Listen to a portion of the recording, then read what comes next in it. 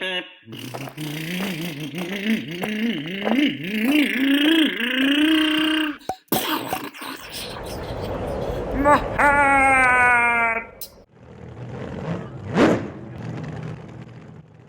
I'm back with this Losi Tenacity TT Pro. So I'm going to go ahead and remove the bumper. So the bumper is very easy. It's just these two screws, and that will release the bumper with this little cover that holds the pins. And then these two screws in the front, here and there, and that will release the entire thing. So for this, we're going to need a 2mm driver. So I'm going to begin with these on top. And now the shock tower is actually very nice, thick aluminum. It's one of the nicer ones that I've seen, especially for price point. Which is something important. This truck is very good for price point.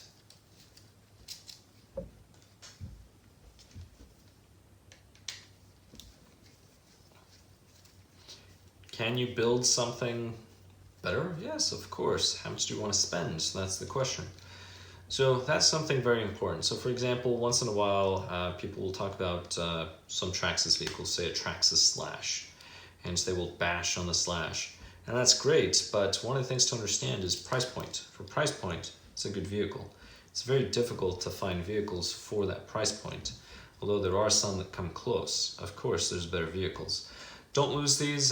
These are the little spacers that go back there for the bumper, so I'll set those aside. Now I'm going to go ahead and remove these here.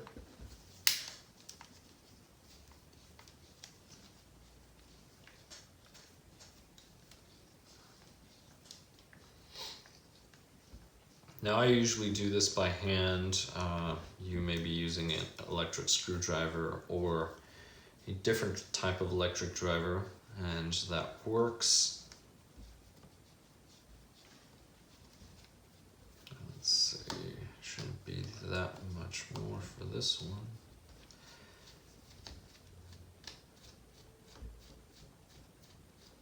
So if you watched the previous video with the center differential, these trucks, they will come with grease in the center differential. And if you're planning on bashing hard with it and adding a lot of power, for example 4S, that's how much power was added on this one, you really need to replace the grease with actual fluid. Grease is not going to create very much resistance, so there's going to be a large speed differential between one output shaft and the other output shaft. You're going to cook the grease inside, and then you're going to overheat everything and then just melt your case, destroy your bearings, everything in there, which is what ended up happening to this truck. So that's something to keep in mind. Again, it's a good truck, but make sure that you tune your vehicle to your intended purpose. Whatever it is that you plan on using it, tune it for the intended purpose. I mean, if you're running this thing on the stock system 2S, you would probably never have an issue with the center differential. But that wasn't the case for this. All right, there we go. So that plastic cover, you do get a metal D-block, which is great. That's always good. I'm going to leave this here. This actually separates from that plastic cover. I'm not going to, so I'm going to leave it here. But that is it for the bumper. Now, if you needed to replace any components, you have a screw here, here, and there. So you have 3 screws. And then you have 3 screws on this other side. So you can replace part of the spring, for example, or the actual rear bumper.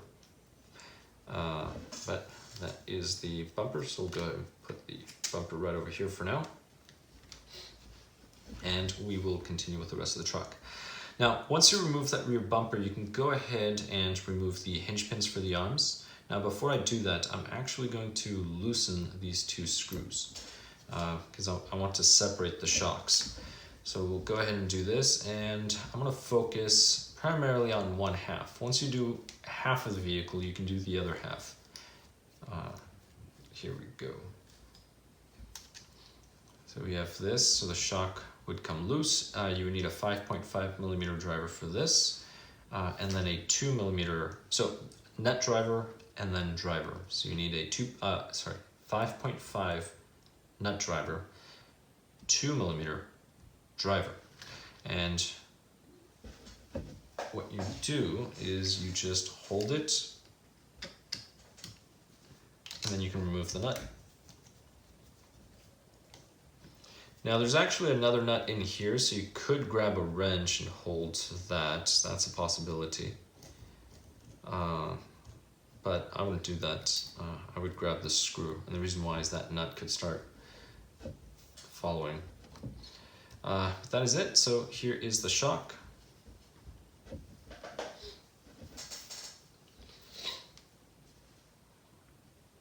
Alright, so that's the screw for the shock. I'll place it on the shock side.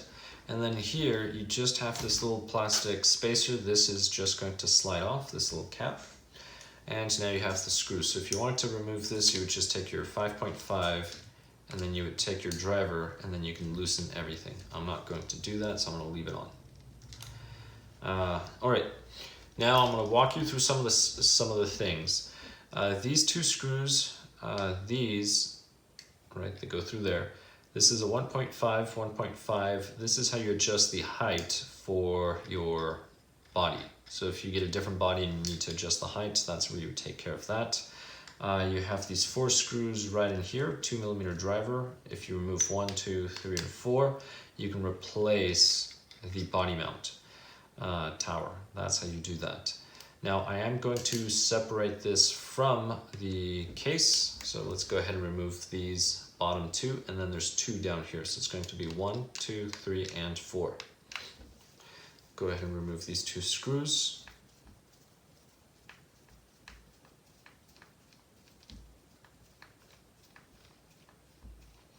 The main thing I want to do is I want to be able to separate left and right. That is my goal. I will be needing that 5.5 again.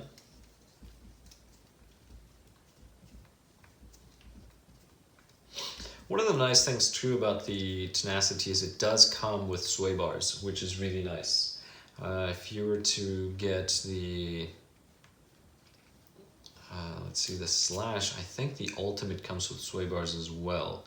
The only thing is the Tenacity has much longer sway bars, so you notice the effect a lot more with or without the sway bars, lighter, heavier sway bars, than you would with, say, the Slash. The Slash, they're very narrow.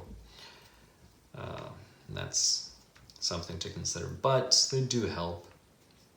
They're just limited. I believe there's only 3 spring rates for those. Again, if you're bashing, it probably doesn't matter. As much, I should say.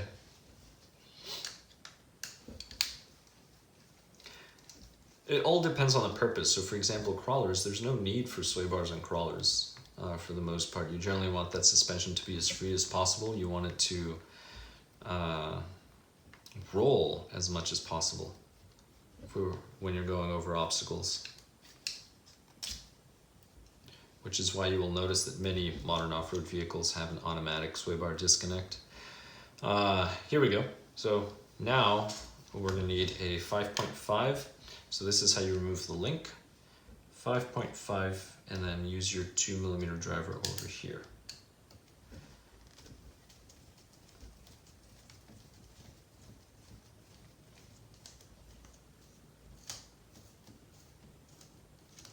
Now this will remove the link. There it is. And here we go. Now something else that I like about this truck is the links are very, very robust. These are much thicker than your average short course, so a lot thicker than the Slash, that's for sure. Techno has massive links as well, so I keep talking about Techno, but again, for price point, this is very good. There's no way you're getting a brand new Techno for the same price as this one, and I mean fully assembled. Obviously you can get the kit, but, well, maybe, no, you cannot. If somebody knows of a place or how, let me know, put in the comments below. I am interested, but I can't think of anything. For the link for the sway bar, there's 2 ways of doing it. You can remove this screw and just leave that plastic link on, or you can just pop this off. I'm thinking I'm going to remove the screw, and the only reason why is the assumption is, let's just say you break an arm. Don't break an arm. go. All right, so that's going to be for the arm, and this will now slide out. And that is it for the arm. So the arm is here. Now we can go ahead and set this aside. We'll access the differential at another time, but now I have the arm. And in order to separate this, we will need our 5.5, and we're going to need another 5.5, which I happen to not have handy, and I'm not planning on standing up, so I'm going to commit a sin right here and use pliers. Don't use pliers, but here we go. And that one came out, and that's it. You only have to remove it from one side, and then this will slide out. Once this slides out, this will come free. And that's how you would remove an arm.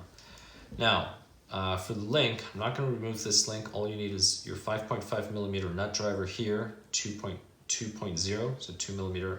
Remove this, and then the link will come out. What I do want to remove is this section here. Now this section here, you have this hex. Now this hex you're going to have to pry out, and the best way to do so is to use a flathead screwdriver, which would be great if I had mine handy. I wasn't expecting, I thought this had a little set screw. Here, give me a moment. I can use this. This is pretty much it. So there we go. Perfect. Got it. So this is out. These are nice. And then there's that pin. Just go ahead and remove this pin.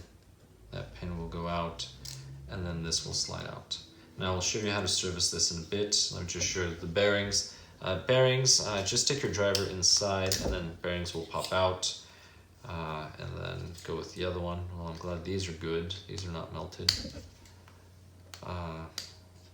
So on this one, I'm just kind of going around and pressing on it because it's really, really tight. You can also add some lubricants, that generally helps. Here we go. And that is it. So I'm going to go ahead and tear this down, and then I'm going to clean this and reassemble it. So for this, if you have a pick, go ahead and grab a pick. There's a pin in here. It's the only pin, so it'll be a hole with nothing and then a pin. Just push that pin out. And once that pin is out, grab it. And that will come out, and that will release everything. So now this is released, and you're going to end up with this. Now inside, there's a little drum. Just push it out with the driver or whatever you have, unless it's seized. Oh boy. Alright, well, this one's stuck. There we go. Alright, this definitely needs to be lubed. But that is it for tearing this portion down. So now I'm going to go ahead and clean it and then reassemble this part. Then I'm going to move on and tear everything else. I'll be right back. Alright, here we go. So to reassemble, go ahead and insert this bearing in the back, and make sure you're kind of putting it in there flat so it doesn't get stuck and you don't damage the plastic. But here we go. So that is set. Now before you do anything else, you have to assemble this section here. So I'm going to need some grease. Just grab that little drum. Just going to dab it in grease. And then I'm going to grab this. Put some in there as well. And we'll go ahead and put this in here. And I'm going to set it so that the hole is in there. So there's a little hole, that's where the pin goes through. Let's go ahead and put some grease in here. All right.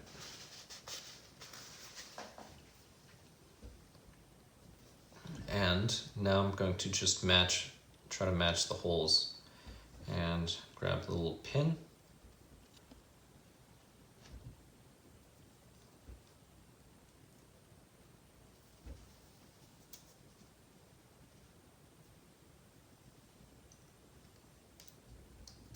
There we go.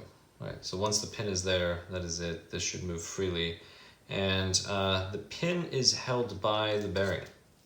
So this will just go in here, and that is it. Once you have that, go ahead and install the pin and the wheel. Now this one does not have a little shim there. Sometimes you'll find shims to protect the bearing from that pin rotating. But that is it. So now we have the arm, and the arm relative to this is going to be oriented this way. No, actually I made a mistake. It goes this way. So shock goes that way, sway bar goes here. Therefore, this is going to go like this, which means that now I can just grab this pin and slide it through. And if I can aim,